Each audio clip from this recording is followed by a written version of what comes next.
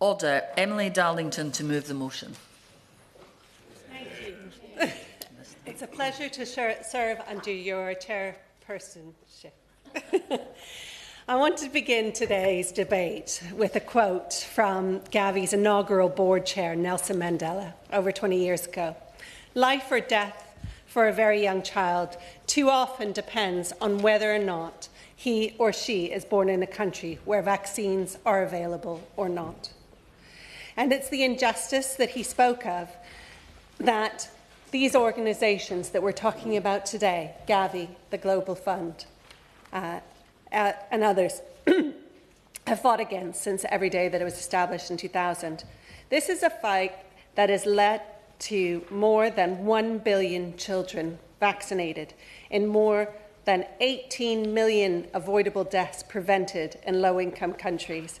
But this is also a Labour and UK story. This is something where we had consensus right across. But at the start, it was Tony Blair's championing of GAVI in the launch in 2000, and Gordon Brown's leading role in the creation of the International Finance Facility for Immunisation that helped fund GAVI's work.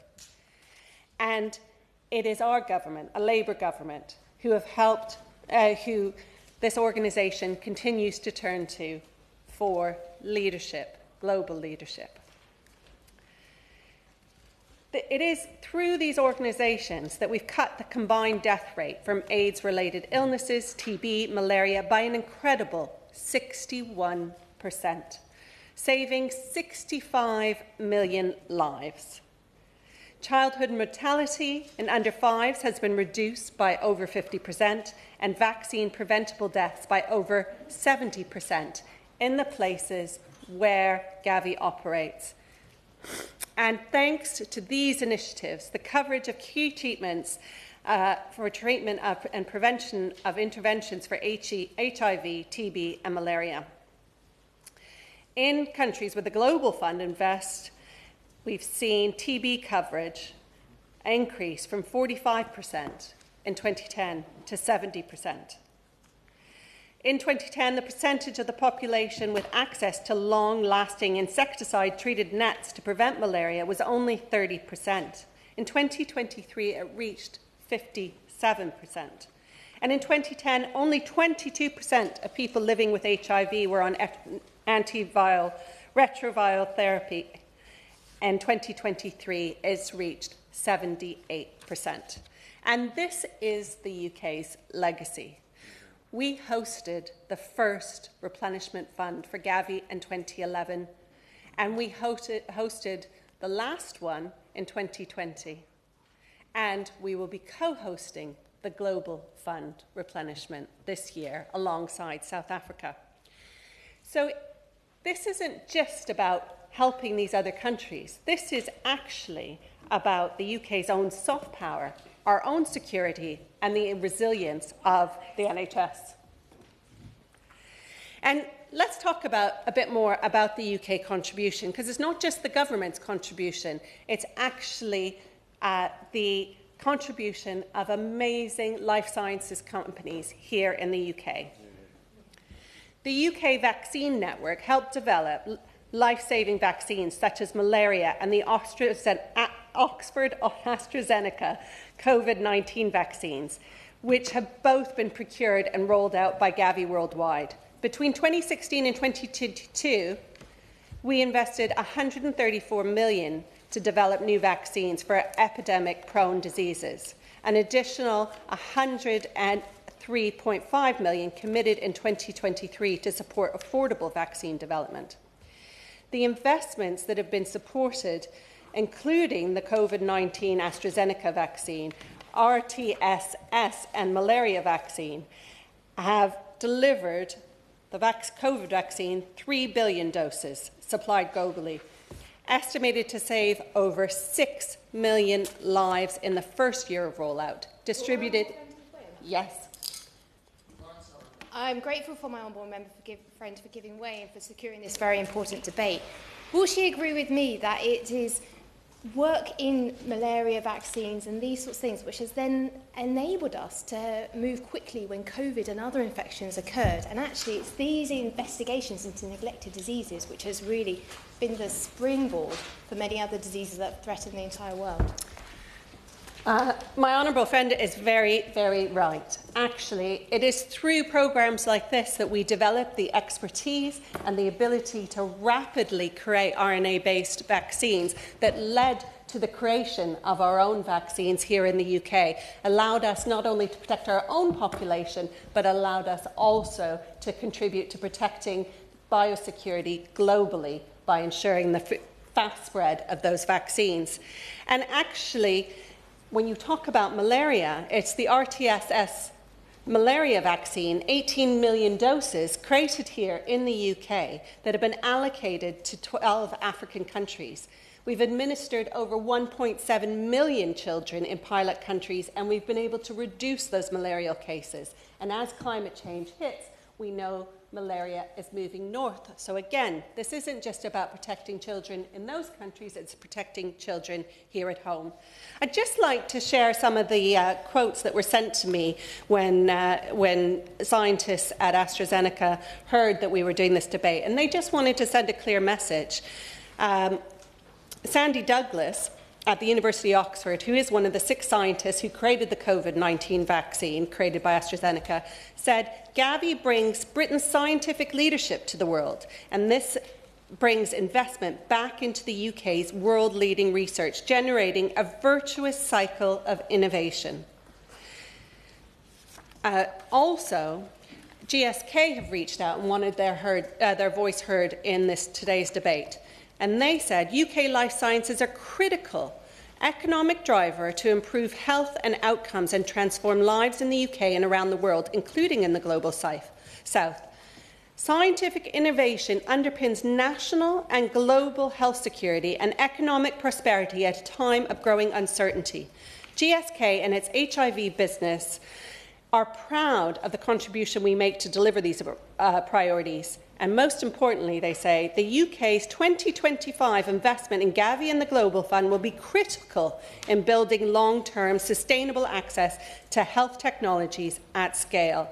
So this isn't just about what we are doing in the Global South and in other countries that need our partnership on this. This is about what we are doing to build economic growth, which is the single most important mission of this government. But the reality is this mission isn't over, and we can go through many of the numbers, but I know that some of my honourable friends are going to pick up some of this. But what I do want to say is when we are looking at cuts to international aid funding, this could be as much, if we include the US, the UK, Germany and France and the Netherlands, who provide 90% of the HIV funding response. This could lead to cuts from between 8%, if we do our job well, to 70%.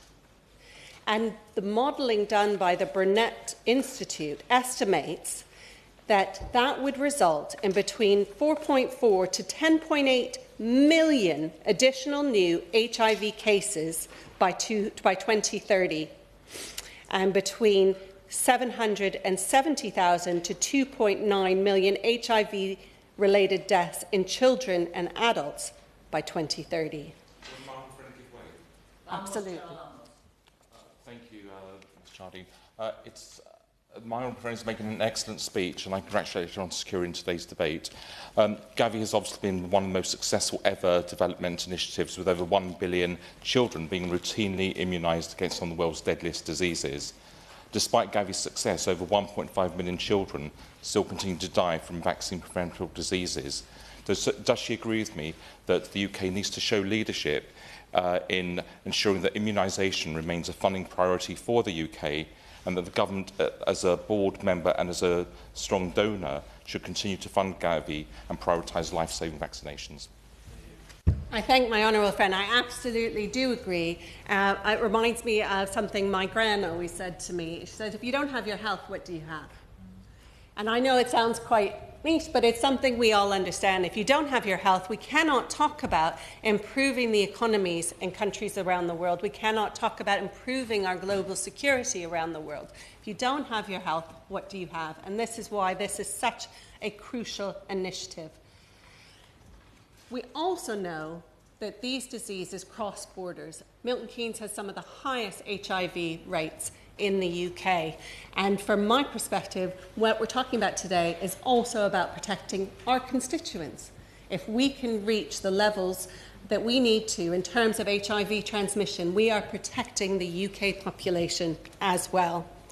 So I'm really encouraged by the UK's commitment to co-host the Global Fund's 8th replenishment alongside the Government of South Africa, and by the statement by the Prime Minister made that although we are cutting ODA down, we would continue to support global health. Now, these are the absolutely best and most efficient ways to work in these partnerships of getting money to the ground. Because while it brings an estimated 530 million potentially of investment into R&D in the UK, it also is about balancing the investment and ensuring that those countries that can are contributing to these programs. So this isn't charity, this is true partnership. This is about us working together, building capacity. And this has the public support. We know in various different polling that using R&D, our expertise in life sciences to help save lives here and abroad is absolutely supported by about 3/4 of the British public. So just in conclusion, because I know a lot of other people want to speak, this year is absolutely pivotal. The money that's being requested by GAVI, by the Global Fund, by UnitAid, by others, the partnership money, is not just about cash, it's about partnership and leadership that we have provided as the UK government. And my call to this government, my call to the Minister, and it's an area I know he cares a lot about, is that even despite these cuts, these short-term cuts where the Prime Minister said it's one of the most difficult decisions he's had to make and that we would look to increase in the future, we don't use the fact that the replenishment is in this time when our budget's at its lowest, not to at least match what we have pledged in the past. Hear, hear. Can I remind members that they should bob if they wish to be called in debate, and unfortunately because of the popularity, I'll have to impose a time limit of 3 minutes from the beginning and go to the front bench at 2:38 p.m. Thank you. David Mundell. Thank you, Madam Chair. And I'm very grateful to you for stepping into the chair, because I was due to chair this debate and wouldn't have been able to contribute, and I very much wanted to do that. With restricted time, I don't want to rehearse some of the discussions that we had with Baroness Chapman in the International Development Committee earlier in the week, other than to say, as the Honourable Lady, and I do congratulate her on securing the debate, has just said, a contribution to GAVI and the Global Fund is not charity. It is a strategic investment by the United Kingdom.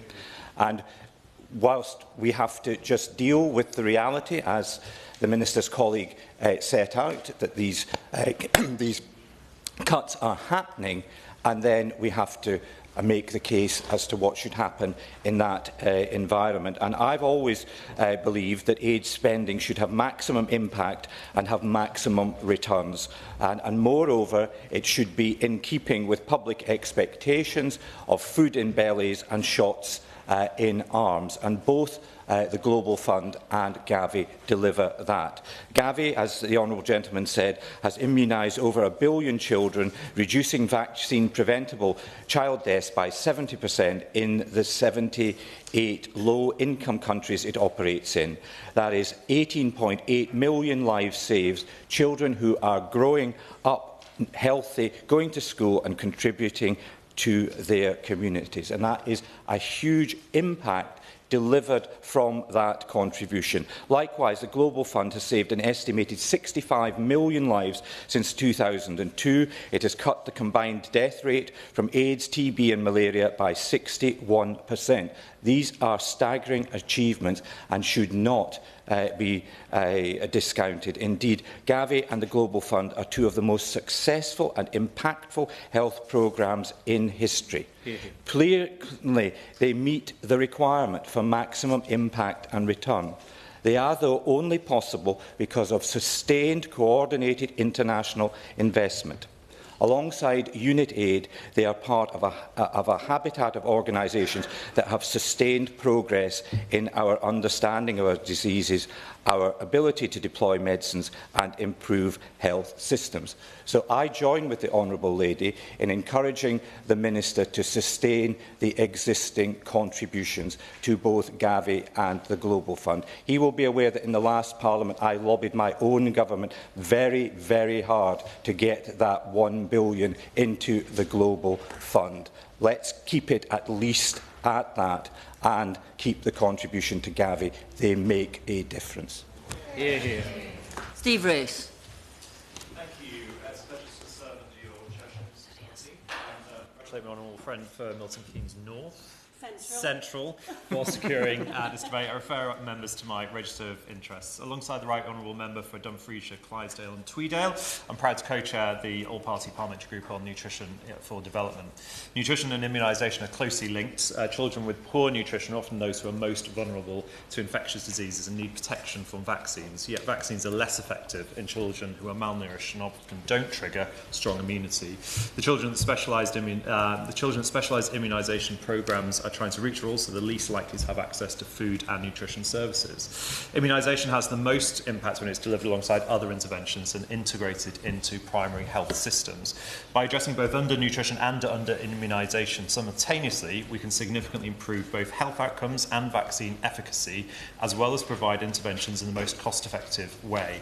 I saw this for myself on a recent visit to Isiolo province in Kenya, hosted by UNICEF and organised by United Against Malnutrition and Hunger. We saw how in rural areas, nutrition interventions are delivered alongside vaccinations, healthcare, education and maternal healthcare to ensure that people have wraparound healthcare interventions that save lives. This is funded by UK development assistance and delivered by partners including Action on Hunger. And Mrs Chairman, if a woman walks for 20 kilometres or more with their children once a week for nutrition, they're less likely to walk the same distance at a different time to a different place for vaccines. Integrating these services is paramount to good healthcare. This February, ahead of the Nutrition for Growth Summit, I met with GAVI's CEO, Dr. Sanya Nishtar, to discuss the important role that GAVI is playing in delivering these integrated services. Dr. Nishtar spoke about the new $30 million programme to integrate nutrition and immunisation interventions in Ethiopia through the Children's Investment Fund Foundation, founded by the UK, UNICEF Ethiopia and GAVI, with support from the UK through GAVI's matching fund mechanism. Ethiopia has one of the highest numbers, staggering 1.1 million of zero-dose children, those who have not received a single dose of routine vaccines, a statistic exacerbated by the COVID-19 pandemic, conflict and displacement. This pilot programme aims to reach around 140,000 of these zero-dose children in areas where the dual burden of malnutrition and infectious disease is amongst the highest, providing cost-effective and efficient interventions to help children survive and thrive. Of course. I thank my honourable friend for giving way. Does my honourable friend agree with me that even before the devastating cuts to foreign aid by the UK, there was instability in funding for global vaccination programmes? We've already heard that over 1.5 million children die from preventable diseases. So does he agree with me that the reduction in foreign aid by the UK will have a devastating impact on the ability to provide vaccines to these children, and it will end up costing lives? Thank you for the intervention. I'll leave the answer to that question to the Minister, but I hope that there will be an impact assessment to sort of properly map our interventions in the future. Integration costs money, and GAVI can't do this integration without financial support. And I hope that when the Minister is assessing our contribution to this year's GAVI replenishment, he'll look at including support for nutrition integration. Can he tell me what plans his department has to integrate nutrition and immunisations more widely? I just want to touch on one issue very briefly. The UK's contribution to GAVI has not only helped save lives, it's also contributed to the UK's health security by reducing the risk of global health emergencies and pandemics. It's brought money into the British economy through reputational and research returns, and it showcases UK's leadership on the global stage. Within my own constituency, the Medical Research Council-funded Centre for Medical Mycology at the University of Exeter works closely with GAVI, carrying out world-leading research into deadly fungal diseases and developing vaccines for some of the most widespread causes of death and disablement in developing countries. So, does the Minister agree with me that the UK's continued participation in GAVI and the Global Fund not only is the right thing to do because it saves lives around the world, but it's also strategically sound as it supports our growth strategy and is an important part of delivering both on our industrial strategy goals and our national health goals? Thank you. Kimberlin. To serve under your chairpersonship for the first time, and I congratulate the Honourable Member for Milton Keynes for securing what is an important debate. In fact, it's just 6 months shy of 5 years since I had my own backbench debate on global vaccine access, albeit then in the context of the global COVID pandemic. And I look back on what the then Labour spokesperson said with interest, the Right Honourable Member for Wigan, who was then Shadow Foreign Secretary. And what I found in her remarks was a consistent emphasis on working bilaterally to tackle global health crises and through these efforts to tackle poverty and inequality, and that this was not just the practical but the moral thing to do. And I really hope we haven't forgotten what we should have learned from the COVID pandemic about how fast a disease can turn into a global threat, about how good health produces safe and secure countries, and about how terrifying it was to have to reckon with the realities of the pandemic in respects of all aspects of our lives. And I do hope the Government will be thinking about that as it approaches the spending review. But, Ms Jardine, GAVI and the Global Fund have been an incredible success, and it's something we ought to be able to celebrate.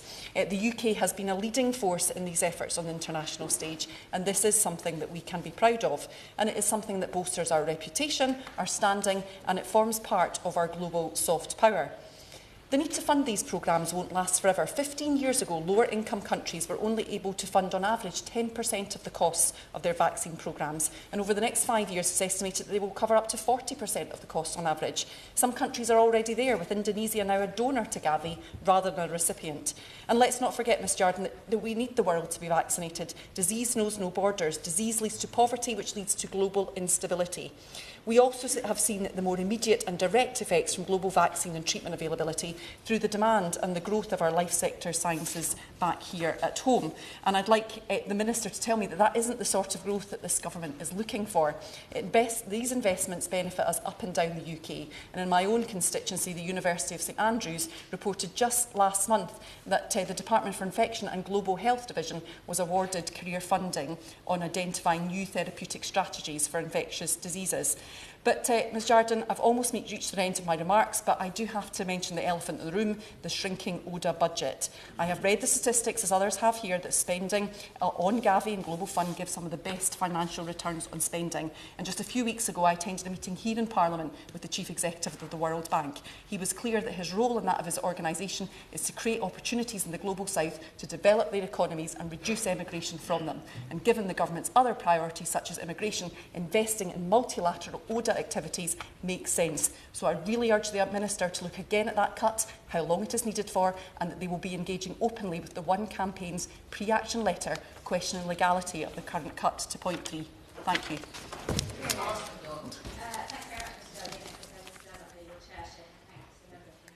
Central for securing this debate. I mean, let's be honest, most of the public don't know what the GAVI is or the Global Fund is, but what they do know is the life-saving power of vaccinations, because they, like all of us, will have benefited from them when they were children, and their children would have benefited from them. But we know that too many children around the world do not have those life-saving vaccinations available. And I think in the context of these debates, we have to remember the people's lives who are at the heart of it. I worked for Save the Children for many years, and I saw firsthand the impact of these immunisations and the progress that has been made. And some of that is at risk in the light of the context of what is happening around the world. So it's a really important debate today. I wanted to just talk about a few areas. We've covered quite a lot of it, but we know that 1.5 million children continue to die from vaccine-preventable diseases. That's more than the population of Cyprus, an entire island of children dying every year. Vaccination and ending AIDS, tuberculosis and malaria are not only the right things to do, but as we have heard, they are in our own national interest and a smart thing to do. They stop disease reaching our shores, they help to support healthy and prosperous nations, and they help to prevent future pandemics. And they're also vital in the context of climate change, as many of the world's deadliest diseases are very susceptible to climate change and increases the risks of it spreading. And we know that doing this, tackling those diseases, is best done and best value for the British taxpayer through GAVI and the Global Fund. So we know we have to maximise our aid budget at this difficult time, and we know we have to invest it in the right things and in the things that will deliver best value for the British taxpayer. So investing in GAVI and the Global Fund is simply a no-brainer. I wanted to just touch on the women and girls. I asked the Minister earlier this week if investing in women and girls remained a priority for this government. I was reassured by his answer. I then raised that at the Select Committee with the Minister, and we did hear that actually our approach is more mainstreaming gender equality, and it wasn't listed as one of our 3 top priorities. So, you know, while I accept we can mainstream gender, I do want to hope that the Minister will apply about how we will ensure that women and girls do remain at the heart of programmes like GAVI and the Global Fund. Because, for example, every week 4,000 adolescent girls and young women between 15 to 24 years become infected with HIV globally, and 310,000 of those infections are in sub-Saharan Africa. So as we look at our aid budget, we know it has to be focused on tackling extreme poverty, and Africa is one of the areas that we do need to focus on. Yes, in a good way. I thank my honourable friend for giving way. She talks about vaccine inequality in women and girls, but would she agree with me that the global GAVI programme helps address the inequalities that people have faced? And during the COVID pandemic, it's clearly reported that the richer, more affluent countries had priority over those vaccines compared to low and middle income countries. So GAVI is essential to help perpetuate equality. Yeah, I totally agree with the Honourable Member, and in fact what we've seen in GAVI is that countries that were primarily recipients before have now become donors themselves, such as Indonesia. So it's a clear pathway to transitions into different roles within the global economy as well. As I think other people have mentioned, brilliant examples of science and innovation in their constituency, and I did want to mention the John Innes Centre at the Norwich Research Park, which isn't technically in my constituency, but it is in Norwich, and it is doing really pioneering work, particularly around malaria. And as we have heard, that is helping to save lives internationally, but it's also creating jobs at home and generating economic growth. I just wanted to finish really by saying we do need a new architecture for international development. We do have to accept the world that we are in, and that we do have to challenge ourselves. We do have to challenge ourselves as to why some of the public support for aid has been lost, although I do think when we look at some of the polling, it does show that for life-saving interventions like vaccines, there is quite a lot of support for it. But both GAVI and the Global Fund, I think, show us what that new architecture could look like in terms of working together globally through multilateral institutions, pooling our resources to maximise our impact. So this isn't the time to take our foot off the accelerator. We have made huge progress in this area, both in tackling disease and protecting our own health security. So I'm sure the Minister will reaffirm our commitment to improving the health of some of the poorest communities in the world and delivering a safer and more prosperous future for us all. Thank you. Thank you. Thank you. We're now going to struggle to get everybody in, so if we could keep any interventions very brief, please. Jim Shannon. And also can I commend the Honourable Lady from Milton Keynes Central for setting the scene so very well. A terribly incredible debate, and that's why we're all here to make a contribution. GAVI has so far immunised some 1.1 billion children. It's estimated that I've heard of more than 18.8 million deaths globally. So if you want a success story and something that's worth investing in, this is a scheme. Childhood mortality in under 5s has been reduced by over 50%, vaccine preventable deaths down by 70%. Again, a reason for supporting this. Like the Honourable Lady who spoke before me, I want to focus upon women and girls in particular, because I think it's important that we look at where the impact is from there. It's the fact that women and girls are disproportionately affected by infectious diseases. Targeted investments in their health can drive broader social and economic progress. Indeed, vaccination results in better health, which in turn supports the gender equality by enabling women and girls to learn, work and take an active role in their community, to promote them as people, as individuals in their lives. Women and girls account for some 63% of all HIV infections in sub-Saharan Africa. Malaria and pregnancy leads to over 10,000 maternal deaths, 200,000 infant deaths. Women and girls, these aren't just figures. These are families, these are individuals, these are mothers, these are children. Tuberculosis remains a leading infectious cause of death amongst women of reproductive age. The Global Fund provides some 76% of all international financing for TB, but because of the US aid cuts and the UK's government's decision to cut ODA, this will hit back and knock back the very scheme that's done so much in advancing and moving forward. So again, I look to the Minister. The Minister is always very responsive to us, and I know he hasn't got the purse strings, but I'm pretty sure his response will be helpful. GAVI also funds maternal tetanus immunisation and has helped to eliminate maternal and neonatal tetanus in over 20 countries. All these things are happening because of GAVI and these organisations. So this work in preventing malaria in children and pregnant women is something that can't be ignored either. To conclude, I'd like to ask the Minister, in terms of the spending review process, how the FCDO is making the case for the work that the Global Fund, GAVI and UNITAID do in prioritising women and girls' health, supporting gender equality, and further discussions are being held about a change of investment into this Global Fund. How can government ensure that these women and girls, so often ignored and put down in their own communities, can have access to the most basic of immunisation? And will the Minister commit to ensuring that we do our part, this government does our part, for the most vulnerable women and children throughout the world? UK have done good work. We must continue in the most cost-effective way possible. And I know the Minister is seeking, I believe, to find this balance. And I wish him and government every success in this endeavour. Thank you. Thank you, Madam Chair. While noting the excellent work GAVI, the Vaccine Alliance and the Global Fund do in fight against AIDS and malaria, as the chair of the All-Party Parliamentary Group on Global TB, I want to focus my remarks on the need to secure continued funding for programmes to tackle tuberculosis. TB remains one of the most significant infectious diseases worldwide. It was responsible for the deaths of 1.25 million people in 2023. The World Health Organization says that it is highly likely that the disease has returned to being the world's leading cause of death from a single infectious agent, following 3 years in which it was replaced by COVID.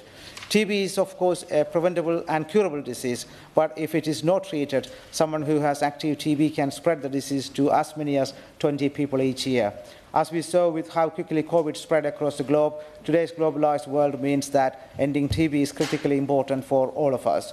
Indeed, TB cases in this country are currently on the rise.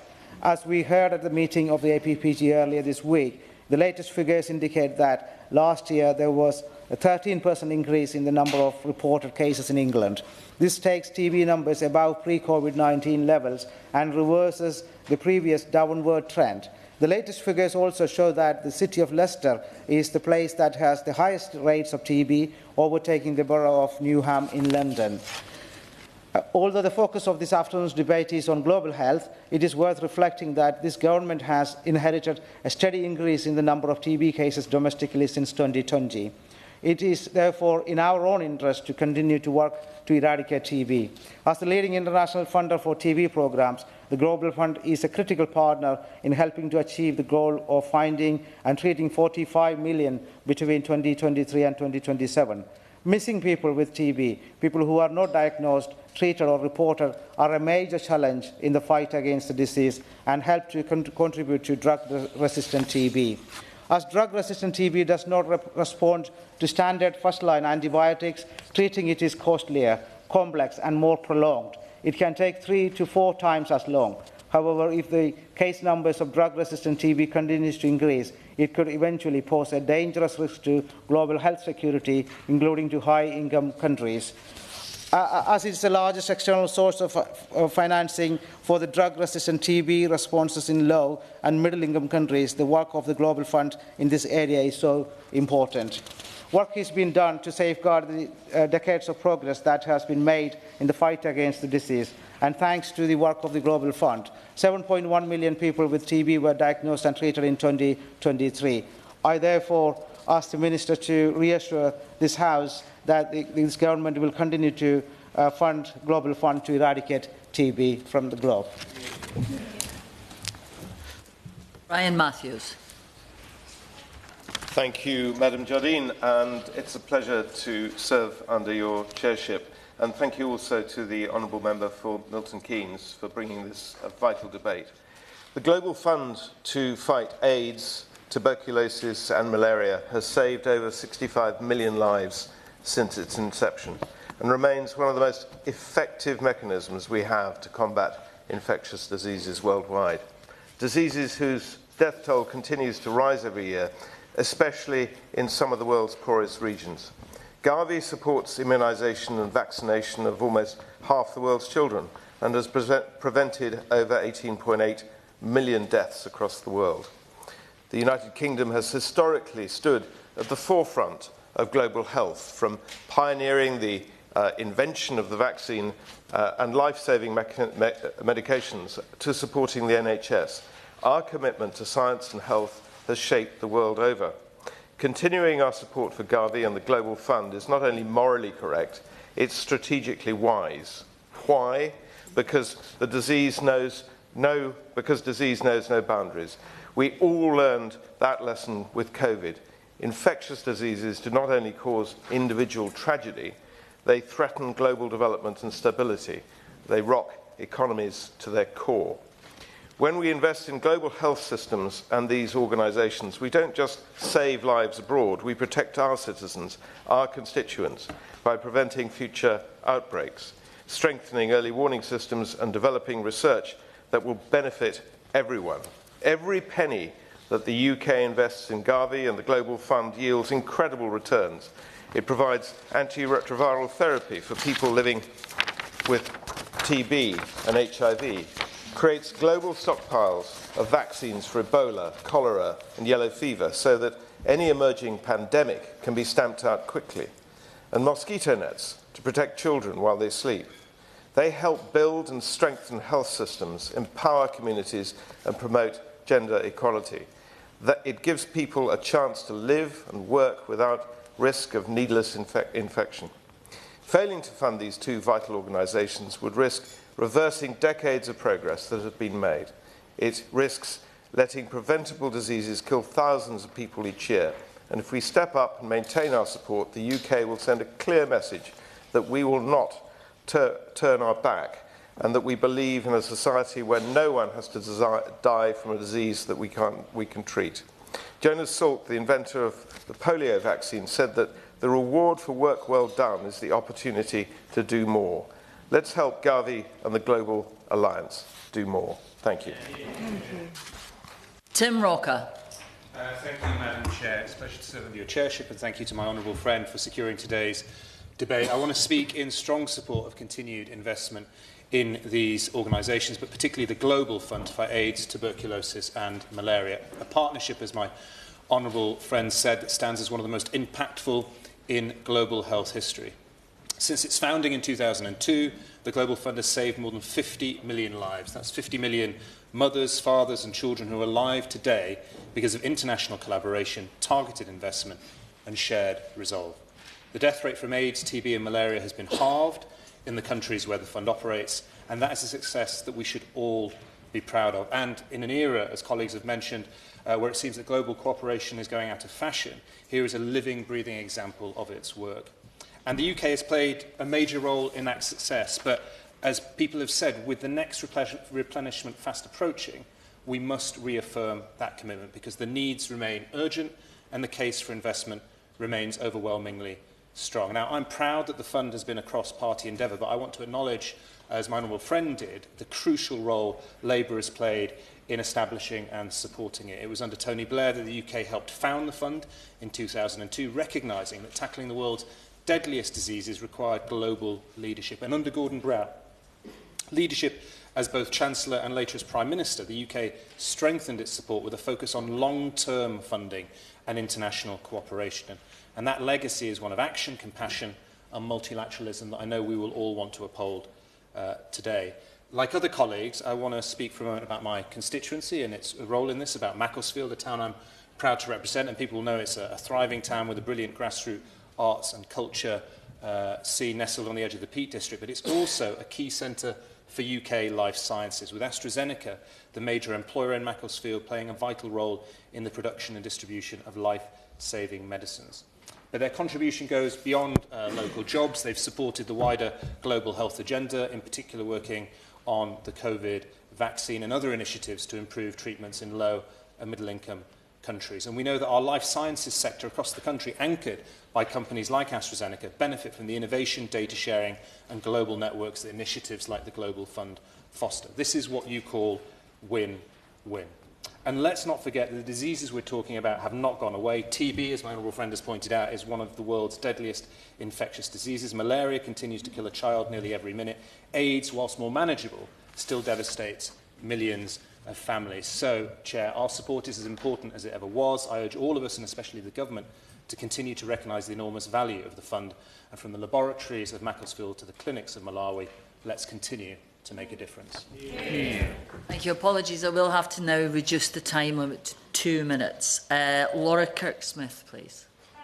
And it's a pleasure to serve under your chairship, and I thank my honourable friend, the member for Milton Keynes, for bringing forward this debate. I'd like to declare an interest as the former UK Executive Director of International Rescue Committee, and today I'd like to focus on why GAVI and the Global Fund are so critical in humanitarian crises. But I do just want to be clear about why this matters and why the role they play in the world matters, because I'm extremely proud of the principled role that UK aid allows us to play in parts of the world that are riven by conflict, poverty and climate change, where we save lives and prevent future suffering, and I'm proud of the role of NGOs, British NGOs in that. But this is not just about charity.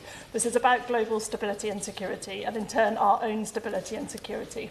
Because when diseases are left unchecked in fragile states, they don't stay contained. They cross borders, they become pandemics, they threaten and harm all of us as human beings, and they demand costly emergency responses here in the UK and abroad that could have been prevented through earlier interventions. I saw firsthand the way in which GAVI and the Global Fund work in humanitarian crises, in particular through the IRC's partnership with GAVI. In East Africa, despite the insecurity and the limitations on humanitarian access making vaccine delivery difficult, IRC was able to expand vaccine coverage. In 19 months, an IRC-led consortium funded by GAVI, powered by local partners, administered 9 million vaccine doses and put nearly 1 million children on the path to full immunisation, including 376,000 zero-dose children. As of January 2025, 96% of the 156 target communities had access to vaccines. Before the intervention, only 16% had. And the cost of delivering that was just $4 per person. This shows how by institutionalising this model of providing doses and funding directly to frontline actors, we can reach people outside of government control and deliver real impact even in some of the toughest and most fragile humanitarian settings. Hear, hear. Michael Payne. Hear, hear. Thank you, Madam Chair. It's a pleasure to serve under your chairmanship, and can I also thank my honourable friend, the member for Milton Keynes, for securing this crucial debate. I'm proud, Madam Chair, to be the co-chair of the APPG on HIV and AIDS, a role the Minister held and carried out with distinction for more than 6 years in previous sessions of this Parliament. And through this APPG, we are fighting to keep the Global Fund at the top of the agenda in the Foreign Office and for this Government.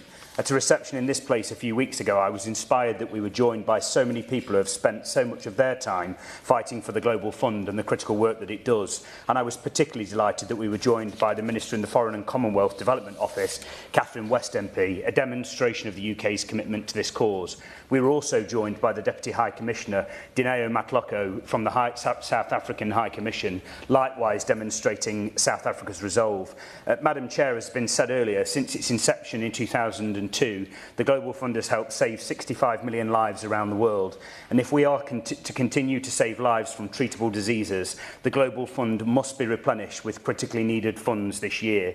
The Global Fund, Madam Chair, represents a coalition of the willing, and this coalition needs all of us to play our part. Because constant action is required, or we can and will fall back in our battle against HIV and AIDS. I agreed to become the co-chair of the APP on HIV and AIDS, alongside a brilliant team of cross-party parliamentarians, some of whom are here today, because this is a fight that matters and one we must win. AIDS is no longer an unrelenting reality that we have to endure, but a consequence of our collective failure to share the necessary knowledge, protection and medication with everyone who needs it. I'm delighted with the leadership of the Prime Minister and Foreign Secretary in co-hosting the replenishment this year. As Nelson Mandela said, AIDS is no longer just a disease, it is a human rights issue. Let us heed Mandela's words and do all we can to secure a successful replenishment of the Global Fund this year. Thank you, Madam Chair. Sullivan. Oh, thank you, Madam Chair. Ms Jardine, it's a pleasure to serve under your chairmanship. I would like to thank my honourable friend, the member for Milton Keynes, for securing such an important debate, and it's proud to sit with her on the Science Innovation Select Committee. And I'd also like to pay tribute to the right honourable member for Dumbriefshire, Clydesdale and Tweedledale for his tireless work in this space as well.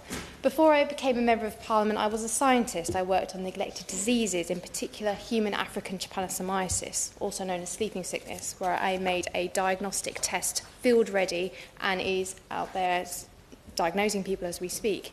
I then recently moved on to work on understanding the immune responses to malaria at the Francis Crick Institute with Dr. Jean Langhorne.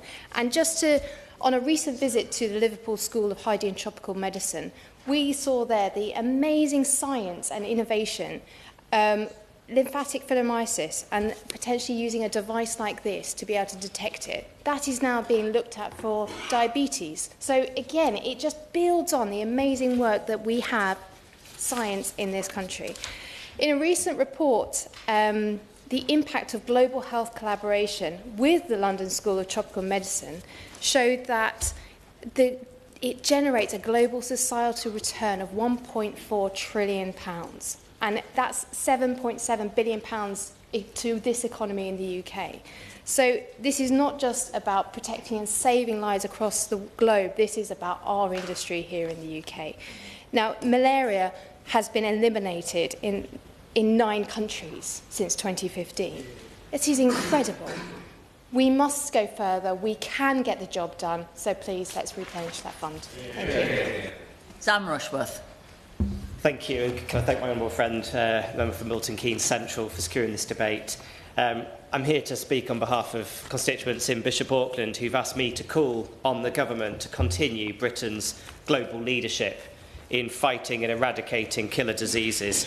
And this requires a commitment not only to ongoing investment in the Global Fund, GAVI and UNITAID, but in leading other nations to do likewise. We're often far too doom and gloom, I think, about international aid and what it's achieved. Let's remember that since 1990, in fact in 1990, 1 in 5 children born in sub-Saharan Africa died before they reached their 5th birthday. Today that's 1 in 16, it's still too many. As many people know, I spent a portion of my life living in sub-Saharan Africa, including as a school teacher.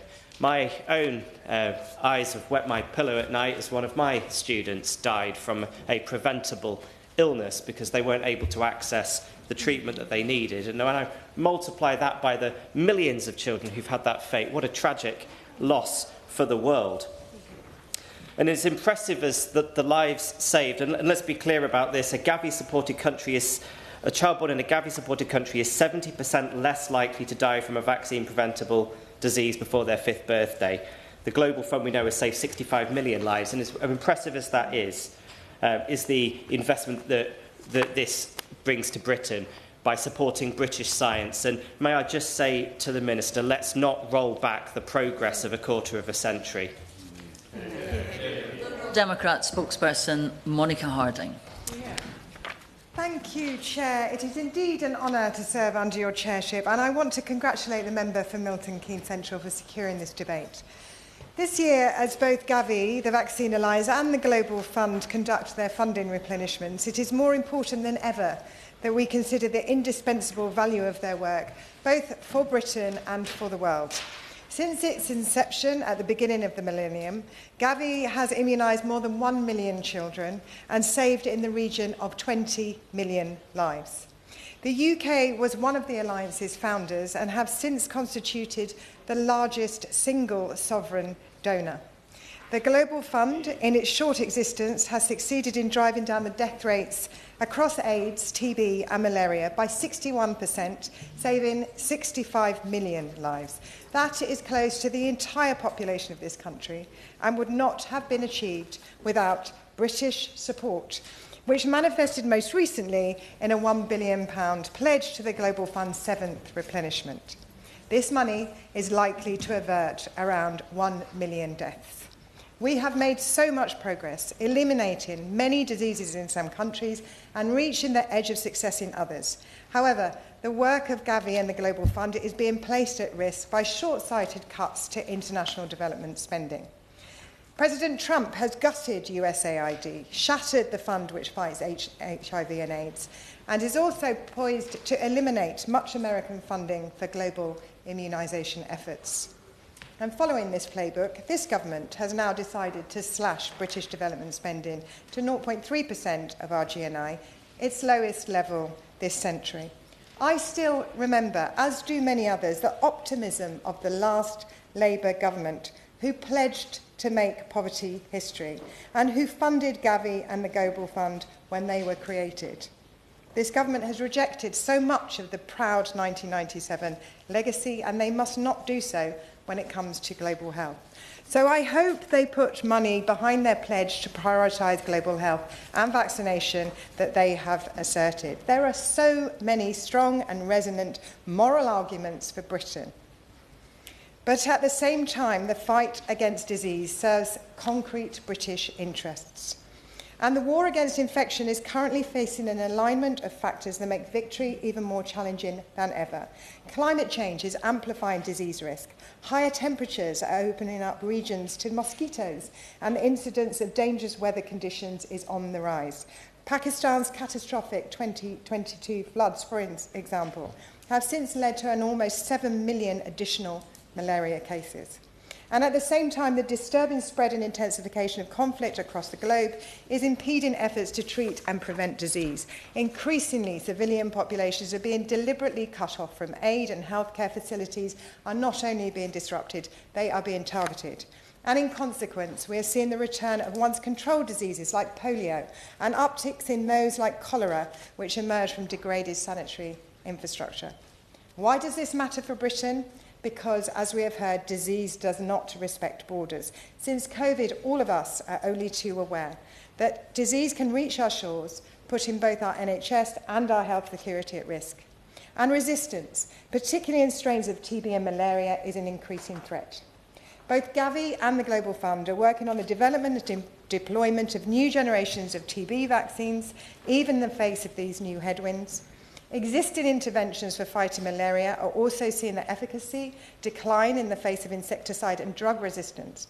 Better, sharper tools have been developed. The challenge is now getting them where they are needed. And for that, we need the Global Fund.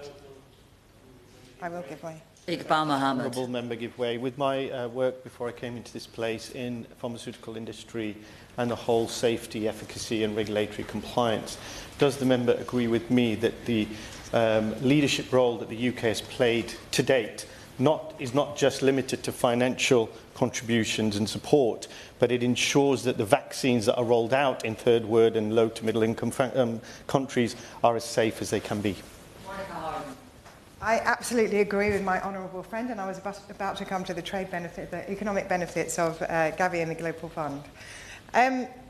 There are economic benefits. A study of GAVI-supported countries showed that through healthcare savings alone, each dollar spent returns 21. When wider social benefits are considered, this rises to 54. Accounting for trade opportunities for Britain, healthcare savings and other economic boosts, both GAVI and the Global Alliance have generated value equivalent to hundreds of billions of dollars. So neither charity nor a giant cash dispenser in the sky, but instead a deposit account for the security, health and soft power of our nation. Will the honourable member give way? I will give way. I'm grateful to my honourable friend, and she's making an excellent speech. On that point about soft power, China tends to deploy its vaccines in accordance with its regional influence and global standing, rather than on the basis of where there is the greatest need. Does she share my concern that the withdrawal of Western funding from vaccine alliances could clear the way for China to engage in further vaccine diplomacy? I thank my honourable friend for a point very well made. I have consistently said that cuts to our international aid and development spend creates the space for rogue actors, including China and including Russia, to move in. Now, I know the government like polling, so I am happy to share that the British people understand the value of spending on vaccination. Recent Adelphi polling found that 70% of our people believe that supporting global vaccine access benefits Britain. But it is not only about British funding, it is also about British leadership. Our expertise and our convening power have been continuous assets for GAVI and the Global Fund. I fear that the government's aid cuts have put this leadership at risk. So the government must work to reverse this trend. This year, along with South Africa, Britain will be hosting the Global Fund's replenishment efforts. As host nation, other countries and NGOs will look to us for leadership to make a significant pledge, and I hope we will step up. I want to say in closing a little bit more about what Britain's support means to others. I recently met with Botswana's Health Minister and the Special Ambassador of the African Leaders Malaria Alliance. They shared with me their pride at how the progress that has been made on AIDS, with related maternal mortality falling by 80%, and on bringing malaria to the threshold of elimination. They told me that the work of Britain in this success is always felt very warmly, and that it ties the two people and is an expression ultimately of humanity. They told me that the collaboration fuels trade and partnership. The Minister and the Ambassador worry so much that progress and so much investment risks reversing in the wake of a global aid retrenchment, including by Britain. They do not expect global support to last forever, but wrenching it away before countries have fully built up their own capacity is a destructive mistake that they and we will pay for. So, from these benches, I encourage this government to reaffirm our commitment and pledge generously to GAVI and the Global Fund. And I encourage the government to reaffirm our commitment and leadership in aid and reverse the savage cuts to our aid budget. This still new government must decide the Britain they want to deliver. Our wish is one bestriding the world stage, a development superpower, consolidating our massive progress and gains, firming our friendship, acting with compassion while delivering for our own people, security from conflict, disease, and controlling upstream migration to these shores. The space for leadership is now vacant, and I urge the government to fill it. Hear, hear. Opposition spokesperson Wendy Morton. Thank you, Mrs Jardine, and it's a pleasure to serve under your chairmanship today. Let me start by congratulating the Honourable Member for Milton Keynes Central on securing this debate today. And I'd just like to pay tribute also to my right honourable friend, the member for Dumfriesshire, Clydesdale and Tweedale. He's a powerful advocate for global health, and I think we can all see why today he's chosen to, or preferred to be on this side of the dais rather than where you are, Madam Chair. Because, of course, global health is everybody's health. This year we have significant replenishments of two organisations, GAVI and the Global Fund, who work on the front line to secure our populations against diseases which don't respect borders. GAVI, the Vaccine Alliance, is a unique alliance of governments, private sector foundations, civil society organisations and vaccine manufacturers. GAVI has vaccinated, as we've heard today, more than 1 billion children in 78 low-income countries and saved more than 18.8 million lives. In 2025, GAVI is seeking its 8th replenishment for its 5-year strategic period from 2026 to 2030. And this is an impressive organisation. And since being a Shadow Minister in November, I've been pleased to continue to regularly meet with GAVI and participate in roundtables as they approach this crucial milestone. The Global Fund, to fight AIDS, tuberculosis and malaria, invests in sustainable health systems to eradicate these 3 diseases. It has saved an estimated 65 million lives. Now, the Global Fund's 8th replenishment also is this year, and it will cover the funding period 2026 to 2028. Global health is a good example of a positive impact we can have with aid. If you take, for example, neglected tropical diseases, our science, technology and research sectors produce both of the world's first malaria vaccines to be recommended by the World Health Organization, Mosquirix and R21. And during my time as Minister for Global Health, I was fortunate enough to see UK expertise in infectious diseases at first hand during a visit to the Liverpool School of Tropical Medicine back in 2020. At that time, it was a Conservative government that announced £15.5 million to support the Liverpool School of Tropical Medicine's research on preventing the spread of infectious diseases such as tuberculosis and in strengthening health systems in fragile countries. The UK is often cited as a leader in global health. In fact, in answers to several of my written questions on this topic, the Minister knows these well, ministers start by saying the UK is one of the largest donors to GAVI. Before giving the reply, many honourable and right honourable members will be accustomed to that we need to wait until the spending review and all global health investments are being looked at in the round. On that point, will the honourable member give way? Yes, of course. I thank the Shadow Secretary for giving way. GAVI relies heavily on philanthropic donations, notably the Melinda and Bill Gates Foundation. However, there are concerns that such donors may have a disproportionate influence on setting the priorities for global vaccine programs. So does she agree with me that any reduction or pulling back of the UK's support of these programs could exacerbate those concerns? Mrs Jardine, I think what I would say on that is he's absolutely right that GAVI has the ability to pull in so many different donors. As to the specifics, following any ODA cuts, I think then perhaps those should be directed to the Minister to respond to. But I think it's a very good example of, as I say, how partnership can deliver for the benefit of some of the most vulnerable. Now, of course, it was previous governments, Conservative governments, who also made significant interventions that contributed to the UK's reputation as a global health leader. In 2015, we pledged £1.44 billion to GAVI over 5 years. Then in 2020, as we hosted the Global Vaccine Summit, we committed a further £1.65 billion. And during the last 2 Global Fund replenishments, we pledged £1 billion in 2022 and £1.46 billion in 2020. These pledges to GAVI and the Global Fund were just one part of our leadership on and efforts to strengthen global health, and an incredibly important one at that. Now, I note again from responses to my written questions that ministers are often quite keen in their answers to highlight our record on global health, but I would like to take the opportunity of today's debate to ask some further questions about theirs and about the government's record to date.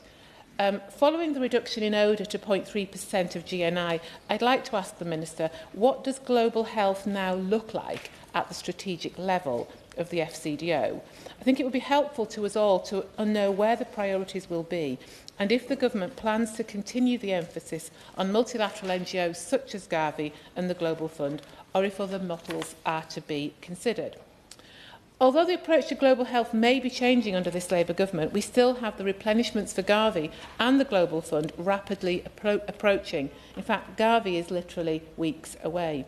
So I'd also welcome some clarity today from the Minister on what discussions he's had with representatives of both funds and with other donor nations, and I'd like to press him a little about the absence of any UK pledges to date. I've previously had no luck getting an answer on this through my written questions, so I'm going to have another go today. And I'd just like to press again and ask if he has considered the impact of this apparent delay from the UK in pledging on our international reputation and our standing as a leader in global health. Yes, of course. The UK track record on this has been quite impressive, in that there are actually other countries in the world that frankly punch below their economic weight.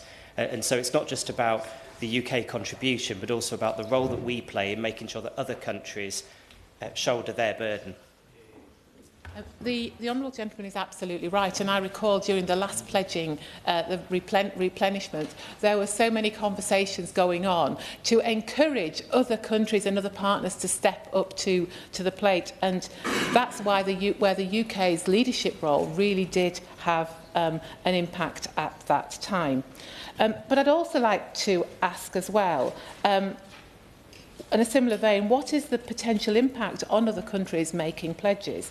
And is the Minister thinking about making a reduced commitment or no pledge at all? Because it would be helpful for other donors and NGOs themselves to know to know what the UK is doing so that they can plan rather than the ongoing uncertainty. The Minister will also be aware that there are a range of financial instruments available to him. One example is the International Finance Facility for Immunisation, also known as IFIM, through which £590 million of our £1.65 billion pledge in 2020 was distributed. IFIM accelerates the delivery of vaccines by making the money from long-term government donor pledges available immediately, so allowing GAVI to vaccinate more individuals and faster. So I'd be grateful if the Minister could update on any discussions he's had with GAVI and IFIM about its potential use to front-load any UK commitments. Very briefly. I agree with what the Honourable Member is saying about what a good model that is, and I wonder if she agrees with me that that is a model the government could look to for other things. There has recently been an international finance facility on education release in the last few years, and does she agree with me that the government could be looking to adopt that model across a range of different issues as we look to find alternative forms of development finance?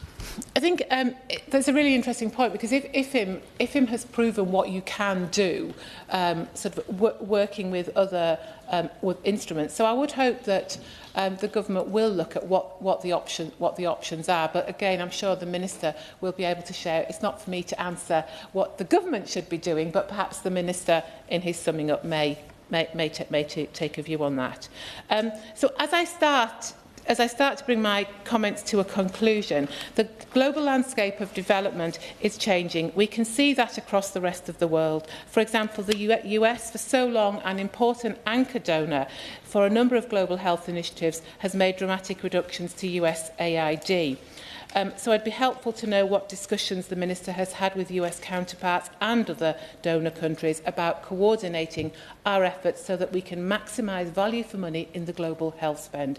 And finally, I will conclude, Mrs Jardine, in the way I started. Global health is everybody's health, and I pay enormous tribute to the Global Fund and GAVI, who harness the power of donations from taxpayers in countries like the UK to end preventable deaths from treatable diseases in some of the most vulnerable parts of the world.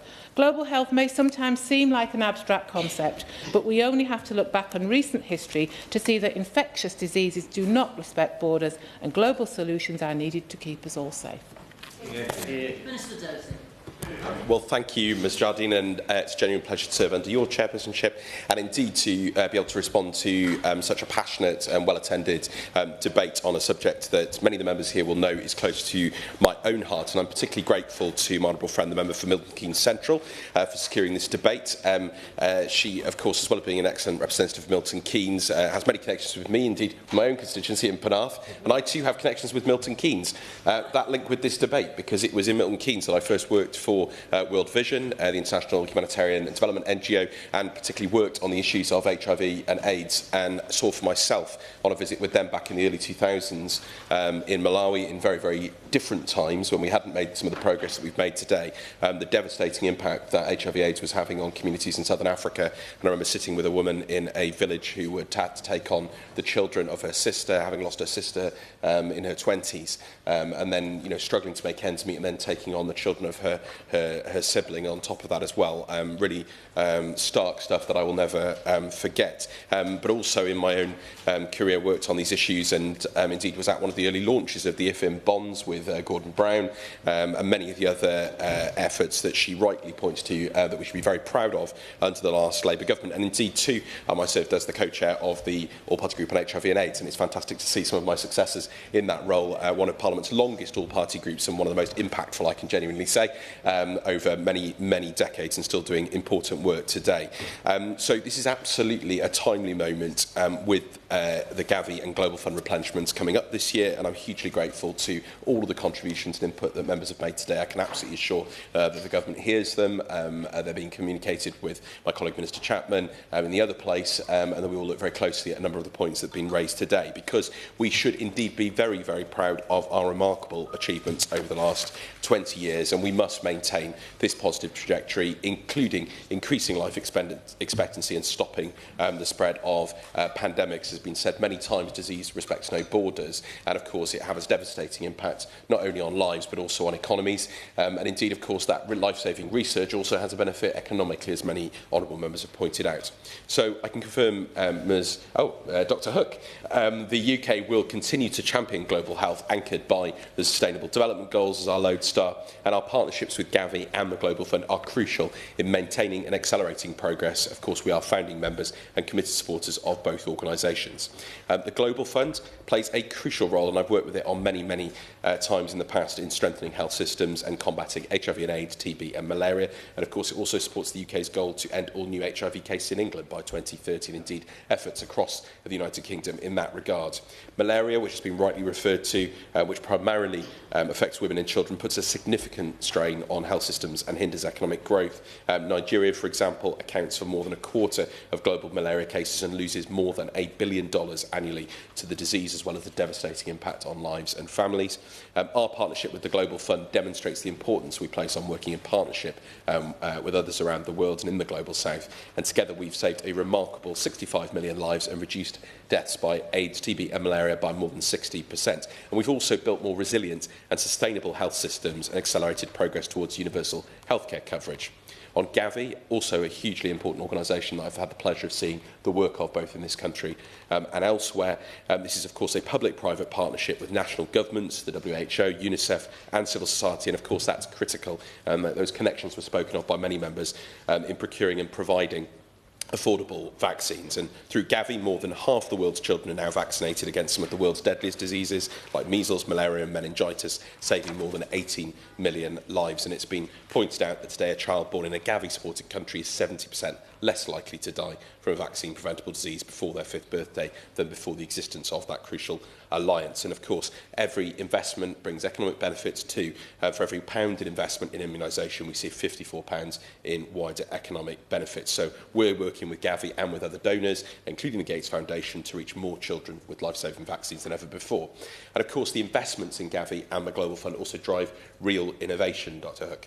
British expertise has transformed the fight against HIV and AIDS, TB and malaria through licensing, technology transfer, and by developing innovative technologies such as new dual-active ingredient bed nets, piloted with support from Unitaid and the Global Fund, and now being rolled out at scale by the Global Fund, and also investment has supported the development of vaccines such as Men5 to protect against the 5 main types of meningitis. And GAVI delivered 5.1 million doses of Men5 in Niger and Nigeria. The Minister made a passing reference, which I think a number of other members did, to Unitaid, but will he more formally acknowledge the huge importance of Unitaid in ensuring the delivery of medicines in some of the most difficult environments around the world? I absolutely will, and it's referenced throughout my briefings because of that important partnership that we have with Unitaid in so many contexts, and indeed have seen their work as well myself. So we're delighted we're going to be co-hosting the Global Fund's 8th replenishment with South Africa. We aim to attract and deepen investor engagement, sustain collective investments and collaborate with the private sector on financing, innovation and supply chain support. And we will do everything possible to ensure the success of that replenishment. And indeed, last month, the Children's Investment Fund Foundation made an impressive first pledge of $150 million, a 5-fold increase from their previous investment. And that extraordinary commitment, I think, underscores the significant role of private philanthropy too in advancing global health equity and the power of partnership. And as countries work to increase domestic financing, we must stand together and strive for success in those replenishments. And we know this is an incredibly important moment in all these issues. Now, many members have rightly asked me about financial commitments today, and I've heard the voices very, very strongly around this room. Members will understand, Dr Hook, that we cannot make any financial commitments for the next replenishments until after the spending review is complete. But we will continue, and I want to assure members of this, to champion the Global Fund and GAVI and the people they serve and many of the issues that have been raised today. So I can assure them their voices have been heard and the voices of their constituents on these issues. These are not decisions any of us wanted to make about cuts to the ODA budget, not least given the record of success that we've had on these issues. But I can also say that when I look at some of the things I do every day, they are the right choices. They're very difficult choices. We remain committed, however, to international development and particularly to global health. And I think the number of interventions on these issues have made that very clear across the House. I'll reply briefly to some of the specific points made. My honourable friend from Milton Keynes Central spoke about the wider benefits, not only to the economy, but also actually in terms of our research and the links that there were then to the COVID vaccine research. I actually saw some of that in pioneering RNA vaccine research myself in visits with the all-party group years ago, and then to see that expertise used to then combat that deadly pandemic was absolutely extraordinary. My honourable friend and successor rightly talked about this being investment, not charity, and indeed the proven track record of the Global Fund and GAVI and indeed Unitaid. I think that's consensus on that across the House. My honourable friend from Exeter mentioned his visit to Kenya and the links with nutrition as well, and he knows the government's commitment to the Global Compact on nutrition and the work that was done around the summit and indeed the research in his own constituency. The honourable member from North East Fife, St Andrews, also a place I know well, having done my masters in St Andrews. Again, important work being done at that university, and indeed in many institutions across the UK. My honourable friend from Norwich North really asked the important questions about women and girls, and absolutely I can ensure her that in terms of our global health work, women and girls remain at the heart of that. Indeed, GAVI, of course, supports countries with vaccines that directly benefit girls and women, for example, against HPV, which, of course, we know is one of the leading causes of cervical cancer. And over 85%, it's a really shocking figure, of cervical cancer deaths are in low-income countries, and it's the main cause of death amongst many young women in Africa. So women and girls remain at the heart of these partnerships going forward. My honourable friend from Strangford, who's no longer with us, as ever, spoke passionately on the issues. My honourable friend from Ashford spoke about the importance on work on TB, and of course we are absolutely committed to this as well, and whether that's through the Global Fund or through Stop TB partnerships or our work with the TB Alliance, there are many pieces of work in research and indeed operations that we are doing. My honourable friend from Macclesfield spoke about malaria, as did others. Now, of course, on malaria, there is really remarkable progress being made there in terms of malaria vaccines, and it looks like some of the early findings from the malaria vaccine implementation programme show that an additional 1 in 8 children can be prevented from dying if they receive vaccines in combination with other malaria interventions. And of course, we carry on the important work on anti-malarial bed nets and other interventions. My honourable friend from Gedling, another one of my successors in the APBG for HIV and AIDS, again spoke of the importance of the Global Fund, and I completely agree with him. And indeed, my honourable friend also spoke about her experience working in the Francis Crick Institute, another leading institution, doing incredible work, and we should be very proud of our academics and researchers in this country for what they do. My honourable friend from Bishop Auckland, a powerful voice for his constituents, and also spoke of his own personal experiences in sub-Saharan Africa. Finally, the honourable lady tried to tempt me. I won't next time. We're just about to run out of time, and I need to leave time for my honourable friend to respond. But the shadow spokespeople obviously raised a number of choices. I do have to gently say to my honourable friend opposite from the Liberal Democrats, we are not in 1997. We're in a very different set of world circumstances, and that is very tough. But I believe in being honest with this House about the challenges that we do face. But that does not mean that we lose our commitment to development or that we lose our commitment to global health, and that's very clear from what the government has been setting out. And I've listened very clearly to what everybody said today. And of course, the Shadow Minister, and not only served as the Minister, but also we served on the IDC together. She rightly talks about that important role IFIM and others can play. I might write to her more specifically on the plans on IFIM. She asked me lots of questions about spending review. I know I would love to be tempted to answer her, but I can't, and I refer her to my previous answers. However, Dr Hook, can I just conclude and just say the UK continues and will continue to champion global health at a critical moment, and we work hard together with our partners. We've heard about some fantastic work that we've been responsible for, some fantastic organisations, and I can assure you that the government hears all of those voices, and they will be contemplated as we make some challenging but important decisions over the weeks and months ahead. Thank you, Dr Hafka. It's a pleasure to serve under your chairpersonship. I don't have much time to sum up, so I won't go through and respond to each and every intervention that was here, but just to say a huge thank you. I am so pleased to hear that we continue to have cross-party alliance and cross-party support for our work on the Global Fund and GAVI. The reason for that is because we've heard right the way across, this is about our health, our global health, and our growth in this country. We are world leaders, and given the fact that the Prime Minister said that the cuts in the ODA budget, we would try and work to increase that budget as soon as possible. What I don't want to see is that we make decisions today that not only put our global leadership at risk, but put the lives of millions of people at risk. And that is something that was echoed by 150 scientists that signed a letter and was published this week as well, echoed by UK companies and that support the jobs in the UK on it, and echoed by the various interventions that we've had, including from the Minister and Ambassador from Botswana, who I also had the pleasure to meet. So this is an opportunity for us to decide, are we going to continue to be a UK that looks out, understands that we live in a global world and puts biosecurity, the health of our population and the health of the world at absolutely the heart of our strategy, or are we somebody who's going to step back from that global leadership? I hope that we will absolutely be at the forefront of this debate, of the leadership, and ensuring not only our contribution stays the same, but each and every other country's contribution stays the same, as well as those other donors. Thank you very much to the Minister for responding today, and I know how much he feels and agrees with many of the comments today, and I look forward to us continuing to work together. Thank you. So this House has considered funding for GAVI, the Vaccine Alliance and Global Fund. As many as are of that opinion say aye. Of the contrary, no. I think the ayes have it. I think the ayes have it. Order, order.